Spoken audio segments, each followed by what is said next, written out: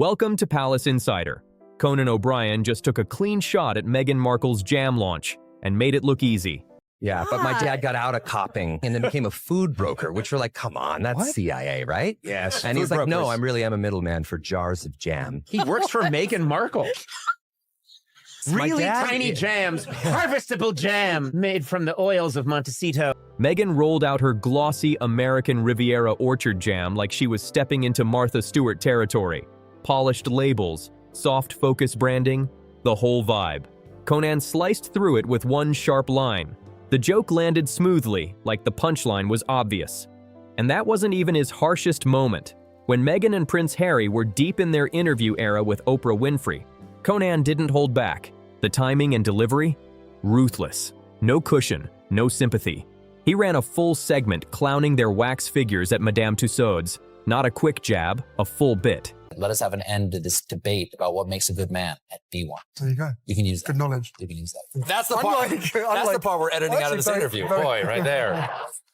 All right. Very Unlike similar what? to this experience. Unlike what? That's right. You can carry on. You were doing great. You were doing great. No, you're doing great. He joked about how lifeless they looked, how awkward the placement was, then introduced a museum worker who claimed the figures were shoved in the back like forgotten props.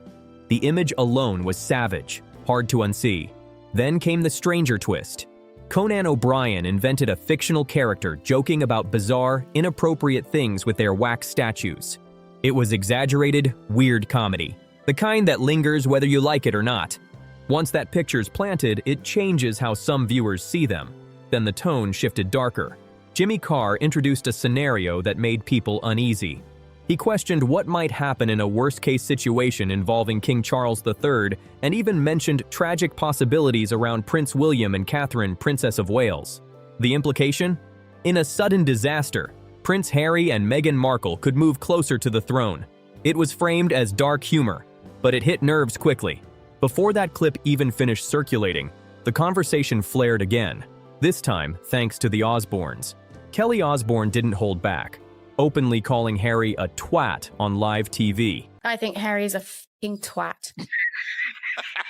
Like, my life was so hard. Everybody's fucking life is hard.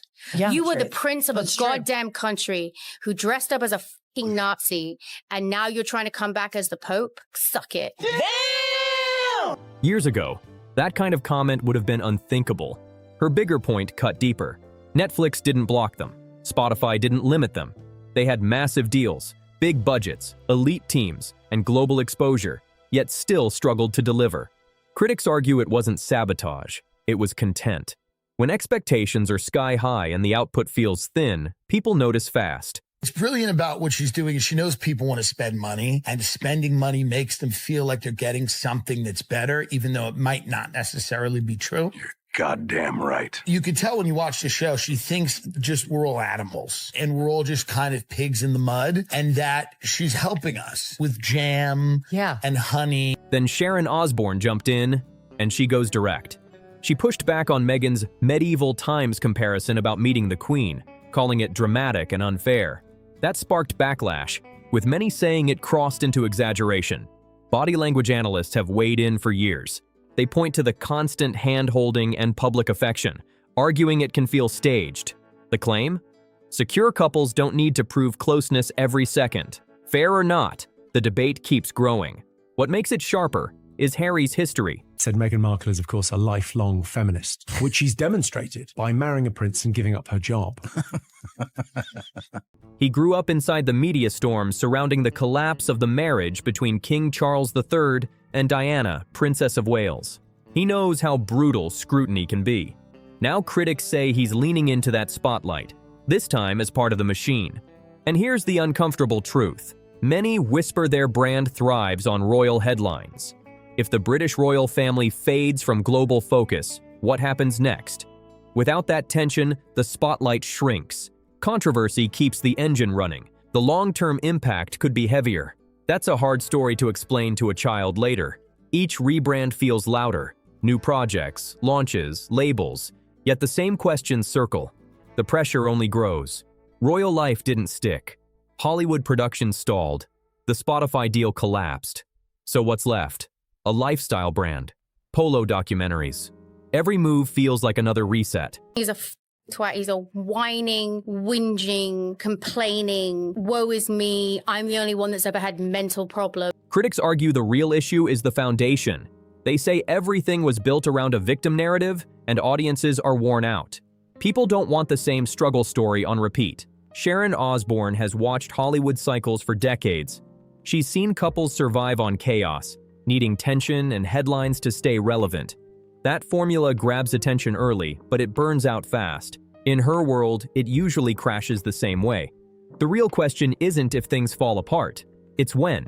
Meanwhile, the British royal family is boxed in by tradition. Protocol keeps them silent. They can't clap back without looking bitter or dramatic. The monarchy won't jump into interviews or post rebuttals. Online, silence becomes their shield. Been handed the world and every major contract, you had podcasts, you have all of this, and you didn't deliver because there's nothing to deliver. Yeah, because you don't have it. And that's okay. And I think they do have a right to privacy, but that doesn't seem to me what they're looking for. Most families handle conflict quietly. They don't publish tell-alls like Spare. They don't sign streaming deals with Netflix to unpack every disagreement. They don't sit down with Oprah Winfrey for global specials. They deal with it behind closed doors. But private peace doesn't fund a Montecito mansion. Sharon Osbourne drew a sharp contrast, bringing up her own father. She said she had serious reasons to cut him off. Betrayal, money issues, deep damage, and still made peace when it truly mattered. That shifted the tone. It left people asking a tougher question. What's Meghan Markle's breaking point, especially considering her father, Thomas Markle, reportedly staged a few photos and gave interviews to the press? That's what sparked the fallout. He didn't take her money or sabotage her career. He embarrassed her publicly. And from there, the relationship shattered. Critics argue the reaction looked extreme compared to the offense. The backlash didn't stay quiet. The thing she said about medieval times, her lunch with the Queen was like medieval times, which, as you know, is a Disney-type entertainment place for kids. And it's just so horribly disrespectful and just a wine fest. Once the Osbournes spoke up, others piled on at the Golden Globe Awards. Comedian Joe Coy went in hard with sharp jokes about their media deals. The room responded with nervous laughter. The kind where people glance sideways to see who's watching. The bigger controversy? The massive Netflix contract. Millions of dollars, huge expectations, limited output. Critics say the content leaned heavily on royal life complaints without offering groundbreaking insight. Joe Coy didn't whisper. He joked about it in front of the entire room. Cameras caught guests trying not to react too strongly. That tension said everything. The narrative is shifting fast. Sympathy doesn't last forever. When public patience runs thin, the spotlight turns harsh. Family Guy didn't toss out a casual joke. They built an entire savage animated scene tearing Prince Harry and Meghan Markle apart. When a show that's run for decades decides you're worth that level of ridicule, it says something. They went from royalty to meme at record speed. And critics argue they did it to themselves. Millions in deals, massive checks, limited output, all while publicly complaining. That's prime material for late-night comics, and they took it. Cartoons don't sugarcoat. They don't care about PR spin or hurt feelings. They highlight the absurdity in bold colors. The blunt takeaway from critics? These two aren't victims. They're wealthy, titled, and monetizing their platform. Cuddly, lovey, holding hands, going everywhere together. It's so disingenuous. It's like, come. Even posting sponsored content on Instagram while saying they had to escape palace life. The only thing left behind were rules and responsibilities. Critics say they want it all: fame, fortune, royal status, and sympathy. And most viewers notice, even if no one says it out loud. The cringe factor spiked when Trevor Noah resurfaced moments that still make people wince. It's reached the point of a prince attending premieres and pitching his wife's voiceover career. In centuries past, royal marriages secured kingdoms and alliances. Now, critics joke, chasing studio executives has replaced crowns. Simon Cowell didn't sugarcoat it. After watching their Netflix documentary hoping to understand their side, he reportedly finished more frustrated than convinced. That reaction reflects a wider sentiment: alienation. They had valid points about misogyny and media treatment, serious issues worth discussion. But critics argue they undercut themselves with cutesy nicknames, dramatized narratives, and heavy self-promotion. All just craziness going around and around, and he's turned his life and the royal family's life into a soap opera. To some viewers, any sense of self-awareness disappeared, replaced by fatigue and eye rolls whenever the saga resurfaces. That's how far it went. Then Jimmy Kimmel took a swing, something few in Hollywood dared. Prince Harry's memoir smashed sales records, but Kimmel didn't celebrate. He roasted it on primetime, parodying it as a mock children's book and relentlessly joking about Harry's image. You know what? You've got a great life. You've got a beautiful family. You're so much in love. Move on. Get a life. Move on. And they just can't seem to, because their living is by telling their truth on the royal family. That's how they make their... It wasn't subtle. It was a full roast, and the audience loved it. Kimmel also mocked the move to America, joking about leaving royal tensions only to land in one of the world's most publicly divided countries. The room erupted. When accusations of racism within the royal institution were brought into the spotlight, the backlash intensified. Critics say that's when the tone truly shifted. Kimmel cracked the door, and suddenly Hollywood seemed less restrained. Then Bill Maher stepped in, taking direct aim at what he framed as their victim narrative. And by then, the ridicule was no longer whispered. When Bill Maher calls you out, he doesn't tiptoe. He says what others have been muttering for years. His argument? You can't ask for privacy while sitting for constant interviews. You can't frame financial struggle while living in a $14 million California mansion. At some point, audiences stop feeling irritated and start feeling played. Let's think about her children. They have no family. They have their grandmother, Meghan's mum. That's it. There's no cousins, no aunts and uncles, no other grandparents. There's two little babies that have grown up that will never meet or know their cousins because they're not growing up. Critics point to the contradictions. Public appeals for compassion paired with nonstop media exposure. Mental health buzzwords, carefully staged appearances, and polished messaging, all meant to smooth over obvious gaps.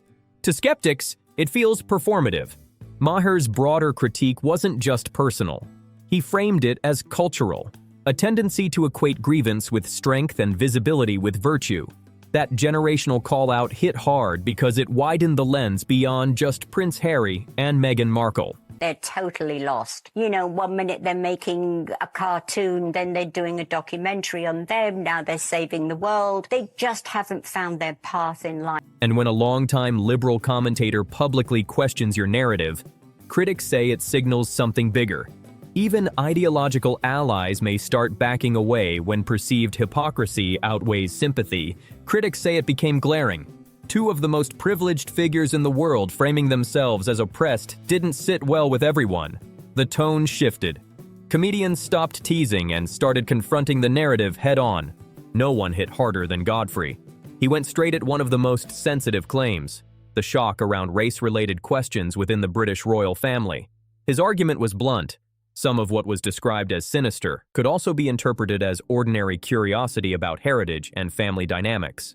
Supporters strongly disagree, but critics argue that routine questions were reframed as proof of systemic hostility.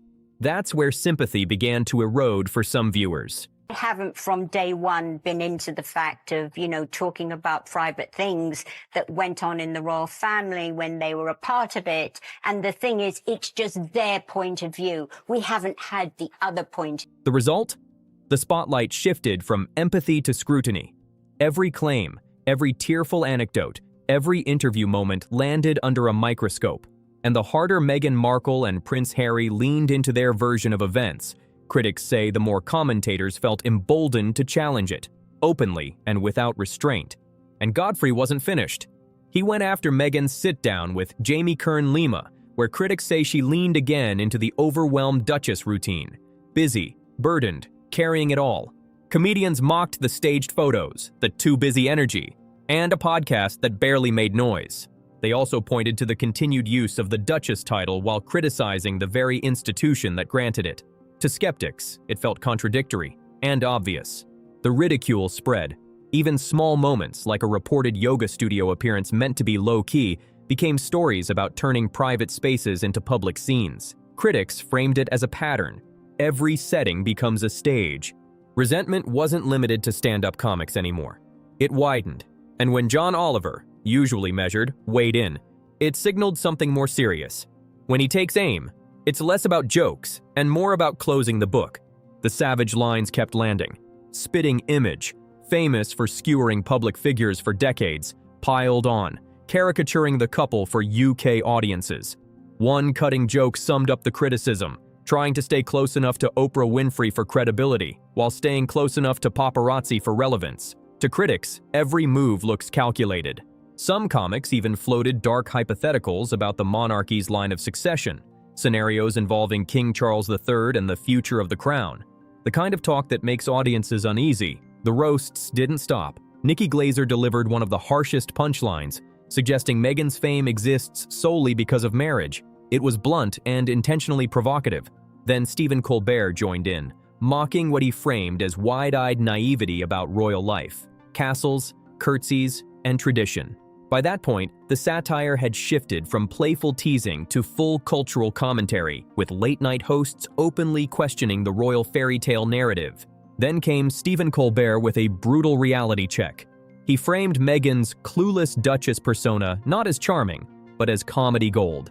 The bit zeroed in on what he portrayed as performative authenticity, polished, practiced, and ready for cameras. Colbert pushed it further, joking that she should Google a list of senior royals, even her own husband, to understand what she'd signed up for. The punchline was clear. Big talk without homework invites mockery. Next up, Tim Dillon went nuclear. He labeled Meghan the ultimate real housewife, mocking what he saw as recycled drama, public tears, and paparazzi optics, only now backed by streaming money from Netflix. Same formula, bigger platform.